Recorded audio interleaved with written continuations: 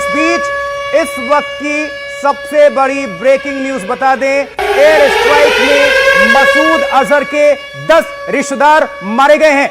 आरजू, आतंकी मसूद अजहर के बहन और बहनोई भी इसमें मारे गए हैं। स्ट्राइक में मसूद अजहर के कुल मिलाकर 10 रिश्तेदार मारे गए हैं, जिसमें बहन भी थी, बहनोई भी थे और उनके बच्चे भी मारे गए हैं। आपको बता दें कि एयर स्ट्राइक में कई आतंकवादी ठिकानों को निशाना बनाया गया था। अब खबर आ रही है कि आतंकी मसूद अजहर के कई रिश्तेदार इस दौरान मार गिराए गए। 10 रिश्तेदार मारे गए हैं। बिल्कुल, ये बहुत बड़ी खबर है, बिग ब्रेकिंग। आतंकी मसूद अजहर, इंपॉर्टेंट ये है, देखिए जरा आपको हम ये बड़ी ब्रेकिंग न्यूज, बिग ब्रेकिंग ये होनी भी चाहिए, क्योंकि मसूद अजहर सभी जानते हैं कई सारे मामलों में आतंक को निभाने में इसकी भूमिका रही है और इसी के लोग मारे गए हैं।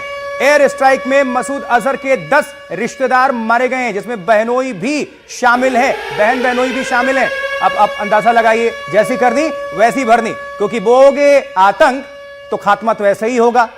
एक रॉकेट गिरा, मिसाइल गिरा और आप नेस्तानुबूत हो गए, पूरे खानदान परिवार के समेत। एयर स्ट्राइक में मसूद अजहर के 10 रिलेटिव्स मारे गए हैं, यह सूचना मिली है। अभी जैसे जैसे घड़ी जो है आगे बढ़ेगी, वैसे वैसे और अपडेट्स आएंगे, क्योंकि ये सामने निकल कर आएंगे और जो मरने वालों की संख्या है उसमें भी बढ़ोतरी होती जाएगी।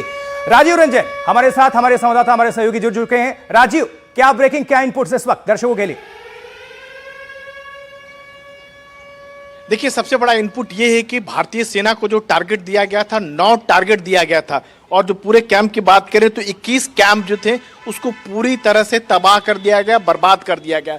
यानी उन आतंकियों को सबक सिखाया गया है जो भारत विरोधी गतिविधियों में लगे रहते हैं। अगर बात कीजिएगा कैंप की बात कीजिएगा, सवाई नाला कैंप है, सैयद ए बिलाल कैंप है, मस्कर ए अस्का कैंप है, चेलाबंदी कैंप है, अब्दुल्ला बिन साला, यानी इसको कह सकते हैं कि पीओके से लेकर पाकिस्तान तक जो जो आतंकी कैंप थे, जो भारत विरोधी गतिविधियों में शामिल रहे, उनको साफ तौर पर मैसेज दिया गया है। और जो आज प्रेस कॉन्फ्रेंस उसमें थल सेना के, वायुसेना के और जो विदेश सचिव थे, उन्होंने साफ तौर पर दिखाया कि किस तरह से पार्लियामेंट अटैक से लेकर अब तक जो है, जो पाकिस्तान परस्त जो आतंकी हैं लगातार इस तरह की कार्रवाई करते रहते हैं और उसको टारगेट किया गया।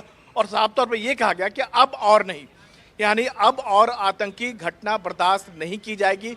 पाकिस्तान जो आतंक के कारखाने चला रहा है वो सीधे तौर पर बंद करे। साथ में एक हिदायत भी दी गई, अगर पाकिस्तान फिर से कोई हरकत करता है, मिस एडवेंचर करता है, तो उसको करारा जवाब दिया जाएगा।